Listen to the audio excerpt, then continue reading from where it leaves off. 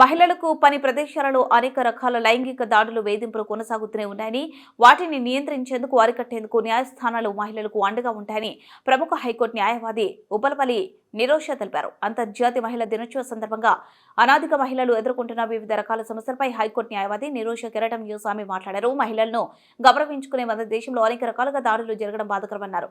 న్యాయస్థానాలు మహిళలు హక్కుల కోసం ఎల్లప్పుడూ కృషి చేస్తూనే ఉన్నామని ఆమె తెలిపారు. నమస్తే, వెల్కమ్ టు కిరటం న్యూస్. భారతదేశానికి స్వాతంత్రం వచ్చి 7.5 దశాబ్దాలు దాటినప్పటికీ మహిళలపై అనేక రకాల దాడులు జరుగుతూనే ఉన్నాయి. ఈ మధ్యకాలంలో కేంద్ర ప్రభుత్వం న్యాయ సూత్రాల్లో, చట్టాల్లో, కోర్టుల్లో కొత్త చట్టాలు తీసుకొచ్చినప్పటికీ, కొత్త వినూత్నమైన మార్పులు తీసుకొచ్చినప్పటికీ మహిళల మీద జరుగుతున్న దాడులు మాత్రం ఏమాత్రం తగ్గటం లేదనేది దేశంలో జరుగుతున్న ఘటనలే మనకు దానికి సాక్ష్యంగా కనపడుతున్నాయి. దీనికి సంబంధించిన మహిళా దినోత్సవం సందర్భంగా మహిళలకి న్యాయస్థానంలో ఉండేటువంటి హక్కులేంటి, వాళ్ళు సాధించుకోవాల్సినటువంటి చట్టాలు ఎలా ఉంటాయి, వాళ్ళకి ఎలాంటి రక్షణ చట్టాలు ఉన్నాయి అనేటువంటి కీలకమైన అంశాలకు సంబంధించి కోర్టుల్లో మహిళలకి రక్షణ చట్టాలు అనేటువంటి కీలకమైన అంశాలకు సంబంధించి ప్రముఖ న్యాయవాదిగా ఉన్నటువంటి శ్రీమతి నిరోష గారిని అడిగి మనం తెలుసుకుందాం. నమస్తే మేడం. మొదట మీకు మహిళా దినోత్సవ శుభాకాంక్షలు. థ్యాంక్ యూ అండి.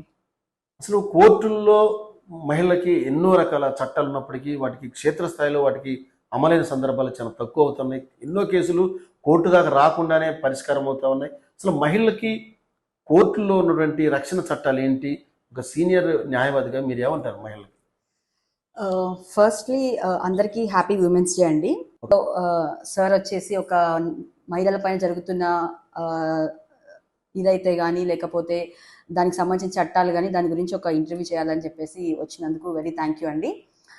ఎందుకంటే వాళ్ళ శ్రద్ధ కావచ్చు, ఉమెన్స్కి దానికి అవేర్నెస్. ఫస్ట్లీ నేను చెప్పాలనుకుంది ఏంటంటే ఆడపిల్లలకు కానీ ఉద్యోగం చేస్తున్న ఆడవాళ్ళకి కానీ చట్టాల మీద అవగాహన ఉండాలి.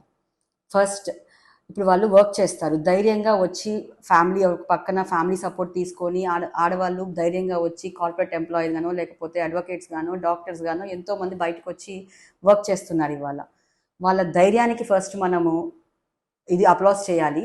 ఇంకొకటి ఏంటంటే ఫర్ ఎగ్జాంపుల్ నేను కూడా ఒక 12 years కార్పొరేట్ వరల్డ్లో వర్క్ చేశాను. నేను చూశాను అక్కడ ఆడపిల్లలు ఎలాంటి సమస్యలు ఫేస్ చేస్తున్నారు. వాళ్ళకి ఏంటంటే ఓన్లీ వర్క్ తప్ప వాళ్ళకి చట్టాల మీద అవగాహన లేదు. అందులో ఒకటి ఏంటంటే sexual harassment at work places అనమాట. మన కేంద్ర ప్రభుత్వాలు 2013లో ఒక చట్టం తీసుకొచ్చారు, పాష్ అని. అదేంటంటే ఎక్కడైతే ఉమెన్స్కి వర్క్ ప్లేసెస్లో హరాస్మెంట్ జరుగుతుందో దానికి సంబంధించి ఏమేంటి ప్రాబ్లమ్స్ ఏంటి, దాని అటాక్స్ ఏంటి, దాన్ని ఎలా ప్రొసీడ్ అవ్వాలి, దాన్ని ఎవరికి కంప్లైంట్ చేయాలి, దాన్ని ఎలా ప్రొసీడ్ చేసుకోవాలి, కోర్టు వరకు ఎలా వెళ్ళాలి, ఇవన్నీ వాళ్ళకి ఫస్ట్ అవేర్నెస్ ఉండాలి. So I request all the corporate companies to first aware the employees, lady employees especially. So ఇలా అవేర్నెస్ ప్రోగ్రామ్స్ అనేది కార్పొరేట్ వరల్డ్లో పెడితే that would be great helpful for the womens who are working at work places అనమాట. దాంతోపాటు నేను ఈ వృత్తికి వచ్చి 4 years అయింది. ఎందుకు ఈ వృత్తికి టర్న్ అవ్వాల్సి వచ్చింది అంటే నేను వర్క్ ప్లేసెస్లో జరుగుతున్న ప్రత్యక్షంగా చూశాను. In my practice also have seen lot of cases related to the sexual harassment at work places అనమాట. సో అందులో నేను చూసుకుంది ఏంటంటే ఫస్ట్ 354 అని ఒక సెక్షన్ ఉంటుంది. అదేంటంటే మహిళలు ఎవరైతే బయటకు వచ్చి వర్క్ చేస్తారో ఆ సెక్షన్ వాళ్ళకి చాలా ఇంపార్టెంట్. దాని మీద వాళ్ళకి చాలా అవేర్నెస్ ఉండాలి. అది ఏంటంటే దాంట్లో different types of sexual harassments ఉంటాయి. ఒకటి వర్క్ ప్లేస్లో ఉంటుంది, ఒకటి పబ్లిక్ ప్లేసెస్లో ఉంటుంది, ఒకటి స్టాల్కింగ్ అంటారు, ఒకటి యాసిడ్ అటాక్స్ అంటారు. వర్క్ ప్లేసెస్లో ఏంటంటే ప్రమోషన్స్ రావాలన్నా లేకపోతే వాళ్ళకి ఏదైనా ఇంక్రిమెంట్స్ రావాలన్నా వాళ్ళు ఎంప్లాయర్స్ కానీ వాళ్ళ పైన అధికారులు మేనేజర్స్ కానీ వాళ్ళు సెక్షువల్ ఫేవర్స్ అడగడం జరుగుతుంది, ఫోర్స్ చేయడం జరుగుతుంది. అట్లా వాళ్ళని అరెస్ట్ చేస్తూ ఉంటారు. వాళ్ళు ఒకవేళ డినై చేస్తే వాళ్ళ ప్రమోషన్స్కి సంబంధించిన ఏవి కూడా రాకుండా చేయడం జరుగుతుంది. సో ఇందులో ఒక సెక్షన్ ఉంది అని తనకి తెలిసి ఉండాలి. So this is what first point అనమాట. సో అందులో ఏంటంటే ఇంకొకటి వచ్చేసి స్ట్రీట్ హరాస్మెంట్ అంటారు. పబ్లిక్ ప్లేసెస్లో ఎవరైనా పబ్లిక్ ప్లేసెస్లో ఆడవాళ్ళు లైక్ గుళ్ళకి వెళ్ళడము, ఇప్పుడు ఫర్ ఎగ్జాంపుల్ ఏదైనా శ్రీరామనవమి జరుగుతుంది, మహిళలు చాలామంది అందులో పార్టిసిపేట్ చేస్తారు. కొంతమంది హరాస్ చేస్తూ ఉంటారు ఆడవాళ్ళని. సో అసభ్యకరంగా బిహేవ్ చేయడము ఇలాంటివి జరుగుతూ ఉంటాయి. అక్కడ కూడా ఆ సెక్షన్ అక్కడ కూడా ఉపయోగపడుతుంది. అదే కాకుండా యాసిడ్ అటాక్స్ ఉంటాయి. యాసిడ్ అటాక్స్ అంటే ఏంటంటే వాళ్ళు ఫేవర్స్ అడుగుతారు, వీళ్ళు ఎప్పుడైతే డినై చేస్తారో, ఇది మోస్ట్లీ వర్క్ ప్లేసెస్లోనే కాదు కాలేజెస్లో కూడా మనం చూస్తున్నాం. వాళ్ళు ఎప్పుడైతే డినే చేస్తారో కొంతమంది అబ్బాయిలు క్రూయల్ మెంటాలిటీ, కొంచెం క్రిమినాలిటీ ఉన్న వాళ్ళు యాసిడ్ అటాక్స్ కూడా చేసే సందర్భాలు ఉన్నాయి. మనం చూసాం వరంగల్ ఇన్సిడెంట్ కూడా. ఇంకొకటి ఏంటంటే డొమెస్టిక్ వైలెన్స్ కూడా అదొక టైప్ ఆఫ్ హరాస్మెంటే, అది కూడా సెక్షువల్ హరాస్మెంటే. అందులో ఏంటంటే మహిళలు ఎవరైతే పెళ్ళయి అత్తగారింటికి వెళ్ళడము, దాంట్లో కూడా కొంతమంది హస్బెండ్స్ వాళ్ళకి ఇష్టం లేకుండా లేకపోతే సెక్షువల్గా అడిక్ట్ చేయడము, లేకపోతే అలా అదొక సమస్య కాకుండా డౌరీ అనమాట. The main problem nowadays dowry. నువ్వు ఇంత తీసుకురావాలి అంత తీసుకురావాలని వాళ్ళని ఫిజికల్గా అబ్యూస్ చేయడము, కొట్టడము, రకరకాలుగా టార్చర్ చేయడం జరుగుతుంది. ఇది కూడా ఒక రకమైన సెక్షువల్ హరాస్మెంట్ కిందనే వస్తుంది. So coming to the legal point of వ్యూలో 354 సెక్షన్ అనేది అందులో 4 టైప్స్ ఉంటాయన్నమాట. 354A, 354B, 354C, 354D. ఇది కంప్లీట్లీ అట్ వర్క్ ప్లేసెస్ అనమాట. సో 354A ఏం చెప్తోంది అంటే ఇన్ ద లైక్ ఎవరైతే ఫర్ ఎగ్జాంపుల్ వర్క్ ప్లేసెస్లో ఎవరైతే ఫిజికల్గా అబ్యూస్ చేయడము, అన్వాంటెడ్ టచింగ్స్ చేయడము, లేకపోతే ఫేవర్స్కి ఫోర్స్ చేయడము, ఇలాంటివి చేసినప్పుడు 354A అనేది అప్లికేబుల్ ఉంటుందన్నమాట. సో ఆ టైంలో ఏంటంటే వీళ్ళు ఎవరైతే ఎంప్లాయీస్ ఉంటారో, లేడీ ఎంప్లాయీస్, వీళ్ళు ఎవరికి కంప్లైంట్ చేయాలి? ఫస్ట్ ఆఫ్ ఆల్ ఒక ఎంప్లాయర్ లైక్ ఒక MDO, ఒక CEOను వీళ్ళు ఉంటారు, వీళ్ళకి కంప్లైంట్ చేయాలి. చేసినప్పుడు ఆ ఎంప్లాయర్ కూడా ఈ has to make it A confidential అనమాట. ఎందుకంటే ఆడపిల్లలు బయటకు వచ్చి నాకు ఇది ఉంది అని చెప్పితే రేపు కాన్ఫిడెన్షియల్గా పెట్టకపోతే వాళ్ళ ఫ్యూచర్, రేపు వాళ్ళ ఫ్యామిలీస్లో డిఫరెంట్ ప్రాబ్లమ్స్ రావచ్చు, బయట సొసైటీలో రావచ్చు. So this is also the main point. Employer ఖచ్చితంగా దాన్ని కాన్ఫిడెన్షియల్గా పెట్టాలి. సో ఆ అమ్మాయి వెళ్ళి ఎంప్లాయర్కి కంప్లైంట్ చేసినప్పుడు this a main first responsibility of the employer అనమాట. కంప్లైంట్ అనేది కాన్ఫిడెన్షియల్గా పెట్టాలి. పెట్టిన తర్వాత దాని మీద ఆ ఎంప్లాయర్ ఫస్ట్ లీగల్ టీం ఉండాలి. ఫస్ట్ ఆ కంపెనీకి లీగల్ టీం ఉండాలి. ఆ లీగల్ టీం వాళ్ళ ద్వారా వాళ్ళు దాన్ని ఎంక్వైరీ చేసుకున్న తర్వాత దాన్ని కోర్టుకి ప్రొసీడ్ చేస్తారు. ఇమీడియట్గా ఆ అమ్మాయి వెళ్ళి ఏం చేస్తుందంటే ఈ ఎంప్లాయర్ అనే అతను ఎంక్వైరీ చేసిన తర్వాత ఇఫ్ ఇట్ ఈస్ ట్రూ అని తేలిన తర్వాత ఈ అమ్మాయి వెళ్ళి పోలీస్ స్టేషన్లో కంప్లైంట్ ఇస్తుంది. కంప్లైంట్ ఇచ్చినప్పుడు కూడా దాన్ని కాన్ఫిడెన్షియల్గా పెట్టాలి. మళ్ళీ దీన్ని ఎవరు కూడా బయట ఎక్స్పోజింగ్గా మాట్లాడడం జరిగితే మళ్ళీ ఆ అమ్మాయి ఫ్యూచర్కి కానీ లేకపోతే ఏదో ఇష్యూస్కి, అదర్ ఇష్యూస్కి ఛాన్సెస్ ఉంటాయి కాబట్టి అలా చేయకూడదు. సో ఆ టైంలో ఆ సెక్షన్ తీసుకున్న తర్వాత 354A పెట్టిన తర్వాత ఏంటయ్యా అంటే పోలీస్ ఇన్వెస్టిగేషన్ జరుగుతుంది. జరిగిన తర్వాత అందులో ఈ అమ్మాయి కంప్లైంట్ చేసిన ఏదైతే ఫిజికల్ అబ్యూస్ కానీ ఏదైనా ఫొటోస్ కానీ, ఇప్పుడు electronic evidence is also an evidence. ఇంతకుముందు అది లేదు, ఇట్స్ అ ప్రైమరీ ఎవిడెన్స్ అని చెప్పేసి మొన్న BNS కొత్త చట్టాలు వచ్చినాయి కాబట్టి ఎవిడెన్స్ యాక్ట్ కింద ఒక ఎలక్ట్రానిక్ డివైస్లో ఏదైతే మనం చూపిస్తామో it is also an primary evidence అని చెప్పేసి ఇచ్చింది. సో వీళ్ళు ఏం చేయాలి? వాళ్ళకి ఫోన్లలో అబ్యూస్ చేస్తారు, కొంతమంది ఫిజికల్గా డైరెక్ట్గా అబ్యూస్ చేస్తారు. ఈ ప్రూఫ్స్ తీసుకెళ్ళి వాళ్ళకి చూపించిన తర్వాత కేసు ఫైల్ చేస్తారు, FIR అవుతుంది, అది కోర్టుకు వస్తుంది. దెన్ ఇలా కంప్లైంట్ చేయడం వల్ల ఈ సెక్షన్కి సంబంధించి పనిష్మెంట్ ఏంటయ్యా అంటే 3 years అనమాట. 3 years పనిష్మెంట్ ఉంటుంది విత్ ఫైన్ కూడా కట్టాల్సి ఉంటుంది. ఇదొక టైప్. 354B అని ఉంటుంది అనమాట. 354B అనేది ఎగ్జాక్ట్గా చెప్పాలి అంటే అదొక టైప్. ఎలా అంటే ఫర్ ఎగ్జాంపుల్ వర్క్ ప్లేసెస్లో ఏదన్నా లైక్ కంపెనీస్లో కూడా కొన్ని యాక్టివిటీస్ జరుగుతాయి. యాక్టివిటీస్ జరిగినప్పుడు ఫిజికల్ అబ్యూస్ చేస్తారు. అదేంటంటే డైరెక్ట్గా ఫోర్స్ చేయడము, లైక్ అమ్మాయిని బెదిరించడము అట్లా చేస్తూ ఉంటారు. చేసినప్పుడు అది కొంచెం సీరియస్ ఆఫ్ ద అఫెన్స్ అనమాట. ఆ టైంలో ఏమవుతుందంటే 354B సెక్షన్ అనేది ఇంప్లిమెంటేషన్కి వస్తుంది. అందులో పనిష్మెంట్ ఏంటంటే 3 years to 7 years ఎక్స్టెండ్ అవ్వచ్చు. ఫస్ట్ కమిట్ చేస్తే మాత్రం 3 years ఉంటుంది. అది కంటిన్యూస్గా రిపీటెడ్గా వాళ్ళు ఇంకా చేస్తే మాత్రం అది 7 yearsకి ఎక్స్టెండ్ అవుతుంది. ఇదొక సెక్షన్ ఉంటుంది. 354C ఉంటుంది. 354C ఈజ్ నథింగ్ బట్ వాయిరిజం అనమాట. ఏంటంటే ఫర్ ఎగ్జాంపుల్ సీక్రెట్గా ఆ అమ్మాయిని వీడియోలో క్యాప్చర్ చేయడము, ఆ అమ్మాయి ప్రైవేట్ పార్ట్స్ కానీ ప్రైవేట్ థింగ్స్ కానీ క్యాప్చర్ చేసి ఆ అమ్మాయిని బ్లాక్మెయిల్ చేయడము, ఇట్లాంటివి జరుగుతూ ఉంటాయి. 354C వస్తుంది. It is severity of the crime అనమాట. సో ఇది కూడా ఏంటంటే ఫస్ట్ 3 years ఉంటుంది punishment with fine, imprisonment both. అది ఇంకొక ఆ క్రైమ్ ఎలా అంటే వాడు ఎక్కువ సీరియస్ అంటే సీరియసిటీ ఆఫ్ ద క్రైమ్ అనమాట. ఫర్ ఎగ్జాంపుల్ జస్ట్ ఫొటోస్కి ఒక లెక్క ఉంటుంది, అదర్ థింగ్స్ లైక్ దాని ఇంటెన్సిటీ బట్టి, దాని సీరియస్నెస్ బట్టి దానికి 7 years వరకు 5 years వరకు ఎక్స్టెండ్ చేసే ఛాన్సెస్ ఉంటుంది ఆ సెక్షన్లో. అండ్ 354D వచ్చేసి అదొక లైక్ స్టాల్కింగ్ అనమాట. స్టాల్కింగ్ అంటే యూ ఆల్ నో కదా, ఇలా చెప్పాలి మీకు. 54D ఉంటుంది, అది వచ్చేసి స్టాల్కింగ్ అంటారు. దాంట్లో ఏంటంటే ఒక అమ్మాయికి ఇష్టం లేకుండా, ఒక ఆడవాళ్ళకి ఇష్టం లేకుండా వాళ్ళని రిపీటెడ్గా హరాస్ చేయడము, నాకు ఇది చేయాలి అది చేయాలి, లైక్ అది మెయిల్స్ కావచ్చు, ఫోన్స్ కావచ్చు, ఫిజికల్గా కావచ్చు, లేకపోతే బయట బెదిరిస్తూ కావచ్చు, ఇంకొక రకంగా like different ways of harassments ఉంటాయి ఇందులో కూడా. అది 354Dకి వస్తుంది. అది వచ్చేసేసి ఏంటంటే ఫస్ట్ టైం పనిష్మెంట్ ఏంటంటే, ఫస్ట్ టైం కనుక ఇది జరుగుంటే 3 years ఉంటుంది. ఒకవేళ సీరియస్గా ఇంకా కంటిన్యూస్గా వాళ్ళు దాన్ని ఆపకుండా రిపీటెడ్గా అమ్మాయిని హరాస్మెంట్ చేస్తూ ఉంటే మాత్రం దానికి 5 years పనిష్మెంట్ ఉంటుంది. సో ఈరోజు ఈ సెక్షువల్ హరాస్మెంట్ గురించి ఇది అన్ని చోట్ల అవేర్నెస్ ఉండాలి, వర్క్ ప్లేసెస్లోనే కాదు, ఇన్ కాలేజెస్ కావచ్చు, లేకపోతే విమెన్కి సంబంధించిన ఎక్కడైనా. ఎందుకంటే today our world has become very fast. Most of the women's are coming out for the work. So వాళ్ళకి ఆ సపోర్ట్ ఇవ్వాలి అంటే గవర్నమెంటే కాకుండా సమ్ NGOs కావచ్చు, సమ్ అడ్వకేట్స్ కావచ్చు, some others has to make them aware about the sections. అసలు వాళ్ళ రైట్స్ ఏంటి, they has to know it. అదొక పెడితే I feel it's better. Most of the women ఇంకా ఎంకరేజ్ చేసినట్టు ఉంటుంది, ఇంకా ఉమెన్స్ కూడా బయటికి వస్తారు. ఇంకో క్వశ్చన్, ఇప్పుడు మీరు చెప్పేది వర్క్ ప్లేస్లో వెల్ ఎడ్యుకేటర్స్, ఎంప్లాయీస్గా ఉన్నటువంటి వాళ్ళు, కార్పొరేట్ లెవెల్లో ఉన్నటువంటి ఒక కీలకమైనటువంటి ఒక చైతన్యం ఉన్నటువంటి మహిళల గురించి మీరు చెప్పారు. అంటే వాళ్ళకే అన్ని రకాల దాడులు జరుగుతున్నప్పుడు గ్రామీణ ప్రాంతాల్లో, అట్లాగే ఎండల్లో పనిచేసే వాళ్ళు, గ్రామీణ ప్రాంతాల్లో వ్యవసాయ పనులు చేసుకునే వాళ్ళు, వాళ్ళ మీద జరిగేటువంటి దాడులు ఇంకా లెక్కేలేవు అసలు. ఎందుకంటే అవి పంచాయతీకి రావు, పోలీస్ స్టేషన్ రావు, అవి పెద్ద మనుషుల మధ్యనే ఎన్నో, మీకు తెలుసు, ఒక న్యాయవాది, మీరు సీనియర్ న్యాయవాది ఉన్నారు, ఎన్నో కేసులు పంచాయతీలతోటే సద్దుమణిగిపోతుంటాయి. వాళ్ళ తరఫున వాళ్ళని నేరుగా కోర్టుకు వచ్చి మాకు న్యాయం కావాలన్నప్పుడు కోర్టు తరఫున న్యాయ సేవా సదనం లాంటి వాటి తరఫున వాళ్ళకి ఏమన్నా కోర్టే జోక్యం చేసుకొని వాళ్ళకి ఏమైనా న్యాయం చేసే అవకాశం ఉందా? గుడ్ క్వశ్చన్ అండి. యాక్చువల్గా ఒక ఆడపిల్ల సమస్యని ఒక ఎడ్యుకేటెడ్గా, ఒక అన్ఎడ్యుకేటెడ్గా చూడలేం. ఆడపిల్ల చదువుకున్నా చదువుకోకపోయినా ఆడపిల్లల సమస్యలు ఆడపిల్లకే ఉంటాయి.